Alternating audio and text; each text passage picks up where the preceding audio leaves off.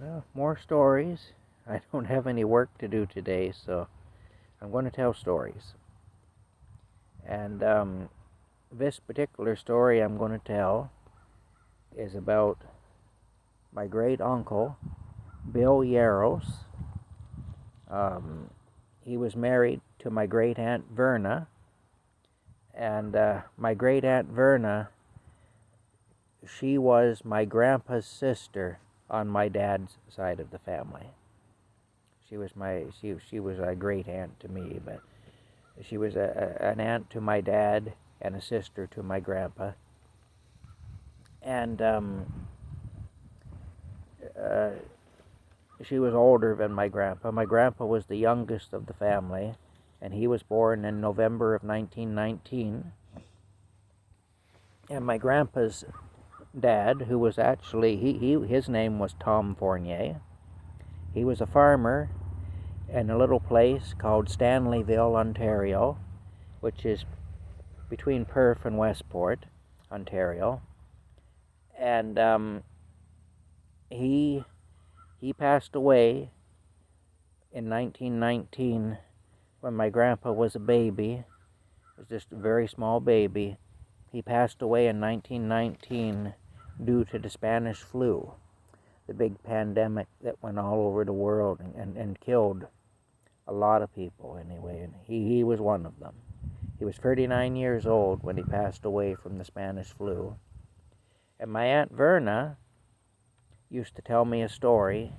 She remembered, she was 4 years old when he passed away, and she remembered when she was real small how he would take her across the road to the field that he worked, and he'd lay her down on a blanket there on the edge of the field, and she'd sit there and watch him plow the field with a horse-drawn plow.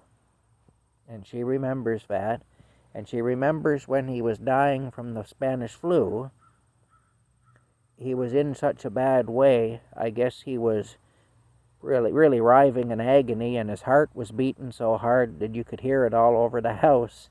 And she used to go into the room where he was, and she'd sit down she'd go climb up on the bed where he was. And the reason she'd do that, she's only 4 years old, so she didn't understand what was going on. And the reason she would do that is because his bed was bouncing, just from his breathing and his heart beating so hard, and I guess the writhing around and stuff, his bed was just bouncing. And she'd go up there to go for a ride on his bed. She was only 4 years old, and to her, she thought that was great fun to bounce up on this to sit on this bouncing bed and go for a ride, you know. She had no idea her father was dying, but she remembered doing that. My Aunt Verna, she had a problem with her heart, and when she was 13 or 14 or 12 or something, I don't know, when she was somewhere between 12 and 14 anyway, in school she took a heart attack, fell out of her desk, hit the floor, had something with her heart anyway, and the nun that was teaching the class thought that she was putting on an act or cutting up or being smart or whatever, and hauled her out to the cloakroom and gave her the strap because she figured she was acting up, you know, just putting on a show or whatever. But it turns out she really had a heart attack.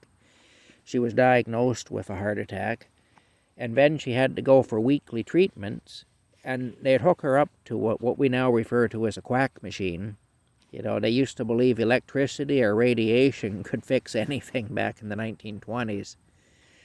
And anyway, Aunt Verna, they put these electrodes on her stomach, and the idea was that the electricity would flow up through the muscles around her heart and would strengthen her heart. But what ended up happening is it cooked her internal organs, it cooked her uterus. And so then she had to have a hysterectomy.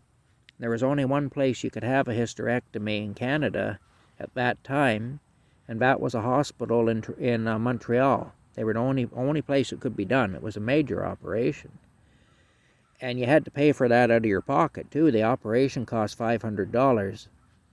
And see, my great-grandmother, Agnes, Verna's mother, my grandpa's mother, too, and the mother to all the other children there, she she was very strong Catholic, and to her, if a woman couldn't have children, then that was just wrong. So she would never have agreed to this operation. So Verna, she had to go to Montreal, and she stayed with an aunt of theirs who had married a banker and had some money. And the aunt paid for the operation and kept Verna there, put her up and stuff. And then Verna had to stay in Montreal and work and pay that money back. Pay the $500 back to Aunt Lena. Her name was Lena, this aunt. Anyway, so Verna was in Montreal for a couple of years anyway, and she never said anything to her mother about it. She told her mother that she was just going there to live in Montreal, basically, you know. That's all, and to work there and so on. So it ended up that Verna was infertile then. She couldn't have kids. Well, one of my great aunts, one of Verna's sisters, whose name was Carmel, Carmel was sweet on this guy. This was after Verna came home. She had been in Montreal, but she'd come home, and she hadn't told any of the family about what had happened, you know. But Carmel was sweet on this guy, and she wanted the guy to go out with her. And the guy said, "No, I won't go out with you unless you find a date for my friend." And he had this friend by the name of Bill Yaros. And Bill had just immigrated to Canada from England. And so Verna didn't want to go, but she kind of got bullied into it or whatever. Her sister told her, "You're going," and that's all there is to it. She didn't want to go. Anyway, she went on this double date with Carmel and the fella she was interested in, and with this Bill fella, Bill Yaros. Under protest, she didn't want to go. She felt like she was being pushed or bullied into it. But that night after the date, she came home and she said, "I just met the man I'm going to marry." And they got married, too. In 1942, they got married. And Bill, he had joined up with the Army, but he hadn't been deployed yet. They went to Brockville for their honeymoon, to a place called the Manitouna Hotel, which at that time was a nice hotel. In later years, it was a dive and a dump. But in the 1940s, it was a really nice hotel. And that was their honeymoon. And to go from Perth to Brockville, Ontario was quite a trip, you know. In those days, that was a big event to make a trip like that. And anyway, they went there. When they got there, there was a telegram waiting there for Bill, because he had to tell the Army where he was at all times, because they could call him away anytime.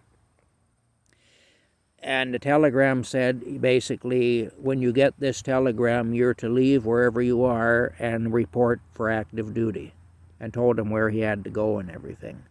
So that was their honeymoon. You know, he had to leave. He had to go and report to go overseas and fight in the war. And then Verna didn't see him again until 1945 or 46. They'd change letters, of course, and so on. Verna would send him care packages and that sort of thing, but they didn't see each other for like 3-4 years because of the war. Now, Bill was raised in Yorkshire, and Bill had had kind of an unfortunate childhood. Bill's dad, who was good to him, had passed away when Bill was, 7 or 8 years old, something like that, in that range anyway. And Bill had a brother who was crippled. I believe Bill's brother had had polio, and it was partially crippled him and it weakened him. So he wasn't able to, he wasn't really able to do a whole lot. You know, he wasn't very strong, he was sickly. And he was partially disabled, I guess. He was paralyzed, partially paralyzed, and so on. And what happened was, Bill's mother, she remarried. And the man she married seemed like a really good guy. He was really good to the boys and really good to their mom. But on the wedding day, he changed. I mean, he's probably like this all along, but he just didn't want to let on he was. But on the wedding day, he basically said, "I don't want another man's little you-know-what living in my house." And so he threw them out. You know, Bill was like 12 years old, and something like that, I guess, when this happened. And the brother was, I don't know if the brother was older or younger, but the brother was disabled. And anyway, this fella, he threw them both out of the house, beat them severely, really beat them so that they'd get the message that they weren't to come back, and threw them out of the house. Well, Bill, he took his brother to Liverpool, to where the ports were, as there wasn't a whole lot happening in England. There wasn't much of a future in England, and he knew that, and he wanted to immigrate to Canada. He figured there was better opportunities in Canada. So he got a job working on the docks, and of course his brother couldn't work. They were in a rooming house. Bill was trying to save enough money to pay for the passage for his brother to come to Canada with him, because his brother wasn't able to work. Bill was going to work his way across on the ship, but his brother wouldn't be able to, so they'd have to buy a ticket for his brother. Well, with all the expense of life and everything, and just trying to survive there, and low wages and all the rest of it, he could never get ahead. He could never get enough money saved up to buy this ticket to take his brother. So in the end, he had to leave his brother there. He left the rooming house with all the money he had, said, "Look after my brother, and if I owe you any more, I'll send it to you when I get established in Canada." And he got a job on a ship. He worked his way over to Canada on a ship. And that's how he came to be in Canada. And I don't know how he made his way to Eastern Ontario, but he did. And that's where he met my Aunt Verna, and in our hometown of Perth, Ontario. And what had happened, anyway, was they got married. Bill went to war, and for like 3-4 years they didn't see each other. And there were a lot of couples that happened with back then, where they were separated by the war. And of course, a lot of men never came back. That's the other thing. A lot of them just didn't. So there were a lot of widows created, and a lot of hearts broken, and a lot of devastated families anyway because of the war. But luckily, Bill did come back. He survived, and he came back. And he got to be quite close to my dad, because, of course, they couldn't have children, and my dad loved to go to the farm. After the war, Bill took his back pay, and he bought a farm in Jasper, Ontario, which is kind of between Smiths Falls, Ontario, and Brockville, Ontario. Little village there.